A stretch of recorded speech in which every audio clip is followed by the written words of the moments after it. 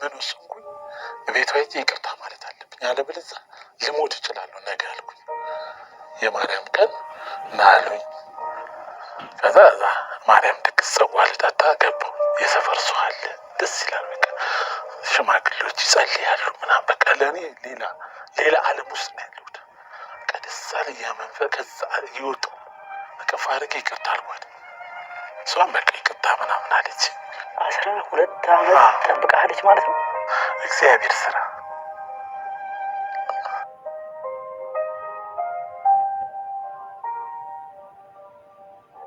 ይተታያለች። አይ ማለት ትወጣለች ስል ስተነፍስ ወደዚህ ይሄ እንደዚህ ነበር። ቆዳ ይነፋ ማለት ነው። እንደ ኒሞኒያ ነገር ሆኖ እንዲህ መልሰዋለሁ። እሺ ከዛ በቃ እሷንም ይቅርታ አልኳት። ከዛ ይሄን መታከም አለብኝ። የሰፈር ልጆች ተሯሯጡና ሰይፉ ጋር ይቅረብና አንዳንድ ነገር ስፖንሰር እርዳታ ቢያደርጉለትም ከዛ እሷም አብረን ሄድን። አይቻልም አለች። እኔ እንግዲህ ታረቅ ወርቄንም ሽጬ አሳክማለሁ በሚዲያማ ምናምን አለች። ከሄዳችሁ በኋላ ነው አይቻልም ያለችው? እሺ አለርት ሆስፒታል ደግሞ ለ8 ሰዓት የቀዶ ጥገና ነው ያደረገው። ከሳውዝ አፍሪካ ሕክምና ይልቅ እዚህ በጣም በሚገርም ሁኔታ ነው ሕክምናውን ያጠናቀቁ። በሚገርም በቃ ስፌቱም እዛ ሲቸኩሉ ለማጆች ናቸው መሰለኝ በደንብ አልሰፉትም። በቃ እዚህ ነው በደንብ የተስተካከለው እንጂ ስመጣ እንደዚህ ነበር። በቃ ይሻክል ነበር። እግዚአብሔርን ያዘጋጀልህ። በጣም ከዛ ቀዶ ጥገና በኋላ እንዴት ሆንክ? ጤና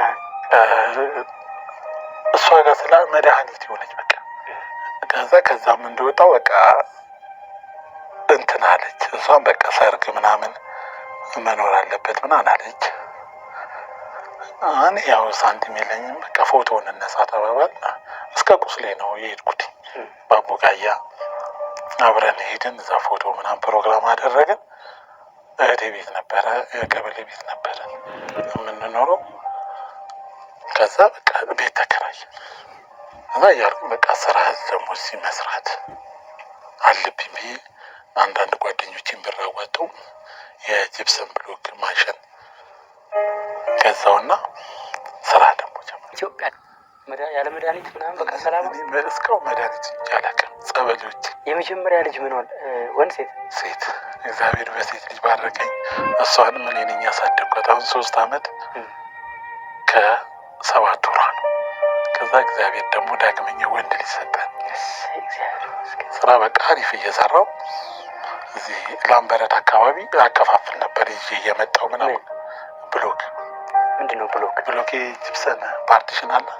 እሺ እሱን ከዛ እሱን በቃ ካፒታል ይጠይቃል።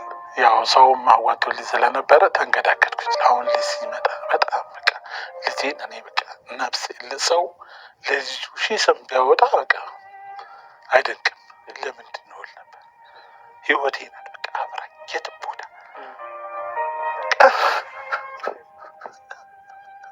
አሁን ፈሪ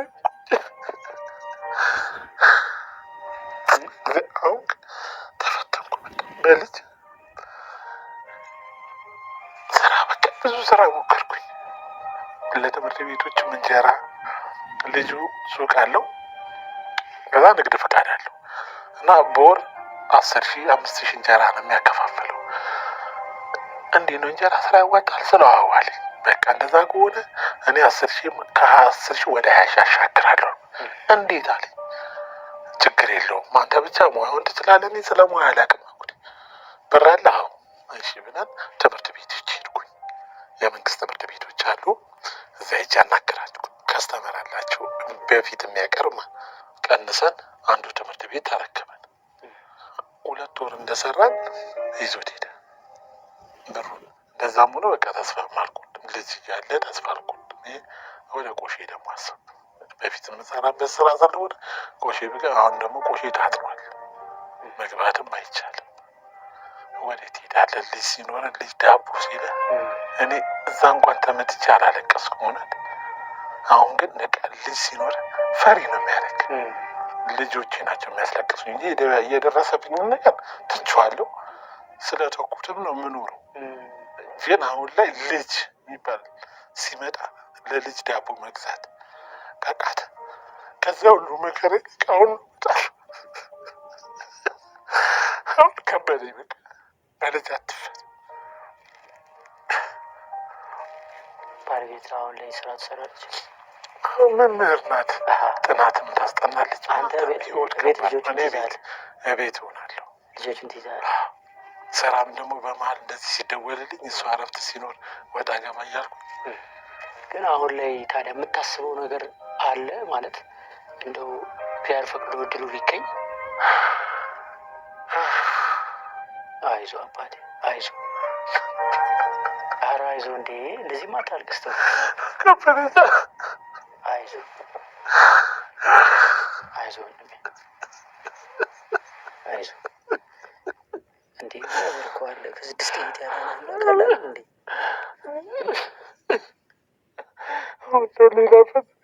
አይዞህ አይ ቀላል ትሰራለህ። አይዞህ አይዞህ ወንድሜ ይቀላል። አይዞህ ይቀላል። በመድኃኒዓለም ይቀላል። ወደ መፍትሄ እንድንሄድ ትንሽ ተረጋጋ። እንካስቲ ውሃ ጠጣ ቶሎ። ደከመህ አይደል? አይዞህ አይዞህ አይዞህ ወንድሜ ትንሽ ውሃ ጠጣ። ትንሽ ጠጣ። ጥሩ ነው፣ ያረጋጋል። ፕሊዝ እስማ አሁን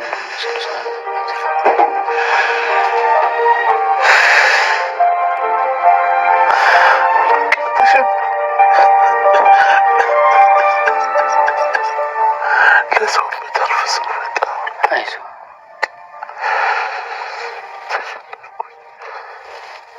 በቃ ተነስ በእናትህ እግዚአብሔር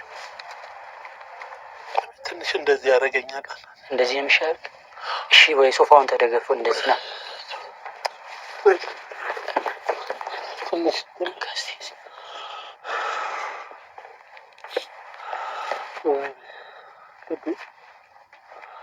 ይሄ ሴራሚክ ይቀዘቅዛል እኮ። አይዞህ ተሸነፍኩ። በቃ አሁን አልቻልኩም። በቃ ተገኘ።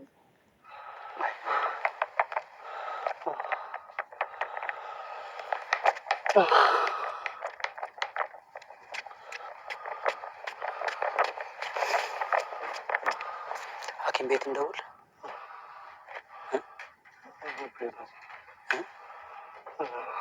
ዶክተር ጋር እንደውል ሰጋ። አይዞህ ልጆች ምንም አሁንም ልጆችን የፈጠራቸው መድኃኒዓለም ነው። መድኃኒዓለም ደግሞ ለፍጥረቱ የታመነ ነው። እኛ ሞግዚት ነን እንጂ ፈጣሪ አይደለንም።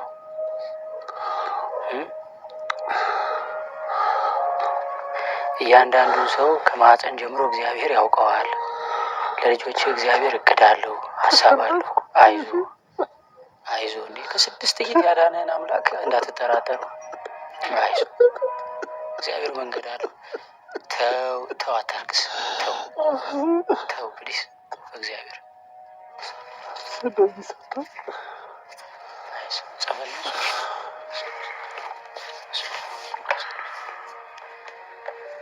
በስመ አብ ወወልድ ወመንፈስ ቅዱስ አሐዱ አምላክ አሜን። ሰላም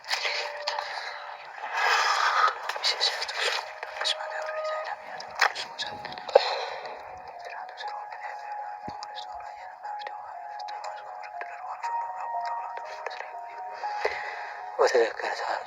አይዞህ አይዞህ እዚሁ እስቲ ሽርተት በልና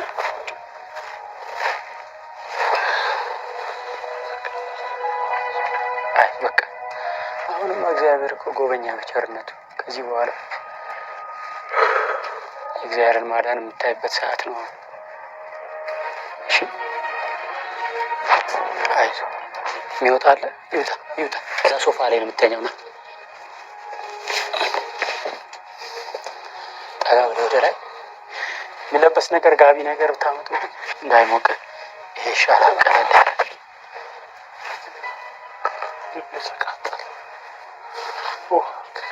እስቲ ፎቶ አይታለች። አምጣት ፎቶ ፈርታለች።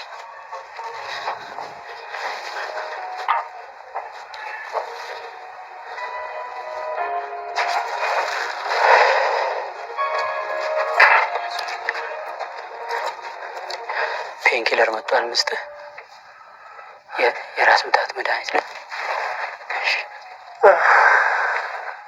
እንዳይሞቅ ይሄ ይሻላል። ቀለል ያለ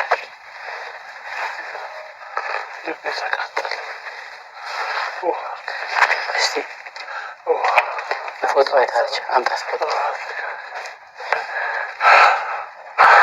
አይዞህ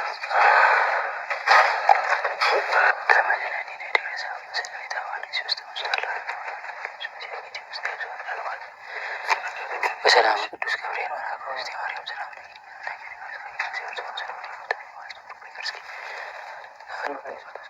ሐኪም ቤት እንሄዳለን። እሺ የሜላት መኪና አለ። በቃ አንዴ ተነስና ሐኪም ቤት እንሄድ። እንያዘውና ለአራት እሺ በቃ ሐኪም ቤት ልንሄድ ነው። አይዞህ ወንድሜ። መቅረዝ እንሄድ።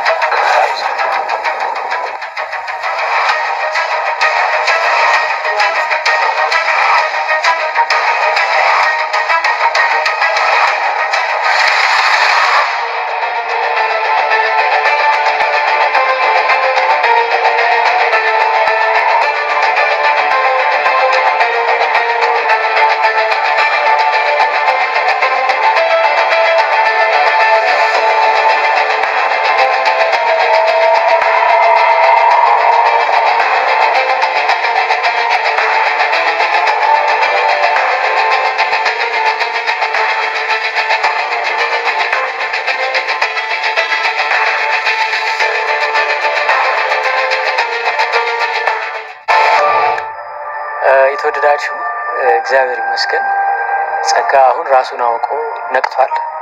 በርካታ ምርመራዎች ተደርገዋል።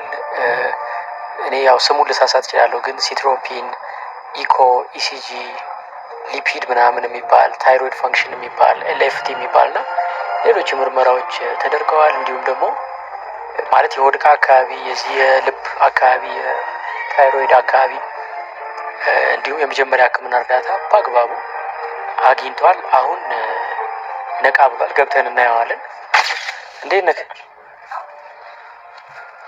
ሰላም ነው? መለስ አልክ? ቸስት ፔኑ እዚህ ጋር እንዴት ነው? ቀለል አለ ነው አለ? አሁን ያቃጥላል። አሁን ምግብ ያስፈልጋል? ቢጠጣስ?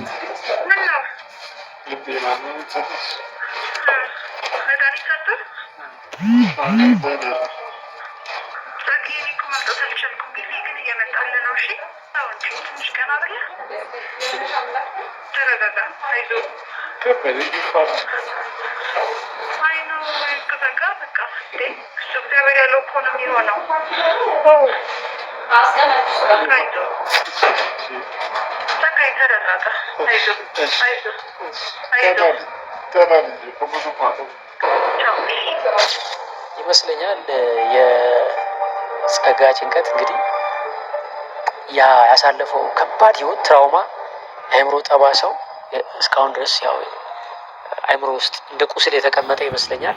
ሙሉ ታሪኩን በአንድ ቀን ሲያስታውሰው አእምሮ መቋቋም አቅቶት ይመስለኛል ይሄ ነገር የተፈጠረው። ሁለተኛው ደግሞ ለልጆቹ እኔ አንድ ነገር ልጆቼ ምን ይሆናሉ የሚለው ለልጆቹ የሚያስፈልጋቸውን ነገር እሱ በሚፈልገው ልክ ማድረግ አለመቻሉ፣ ያን ያህል ዓመት ለፍቼ እንዴት ለልጆቼ እንኳን አንሳለሁ የሚለው ስሜት ይመስለኛል ከባዱ አእምሮ ላይ ያለው ስትረስ እና ጭንቀት። ለዚህ አንዱ መፍትሄ ጸጋ ታጋይ ነው፣ ጎበዝ ነው፣ የስራ ሰው ነው። ሰርቶ ልጆቹን እንዲያሳድግ የሆነች መገፍተር ቢቻል በእርግጠኝነት ይሄ ጭንቀት ይሄ ስትረስ ስራ ሲሰራበት በኖ ይጠፋል ብዬ ነው የማምነው። ምክንያቱም ሰው ስራ ፈቶ ቤት ቁጭ ሲል የሚያስበው ነገር በጣም ከባድ ነው። እግዚአብሔር የፈቀደላችሁ አባት የሆናችሁ ለልጅ አባት የሚጨንቀውን ጭንቀት ፊል የምታደርጉ ወንድሞች እህቶች በዚህ ስልክ ቁጥር ወደ ዶንኪቲዩብ ደውሉልን። ማድረግ የምትችሉትን ንገሩን። በቀጥታ ከጸጋ ጋር እናገናኛችኋለን።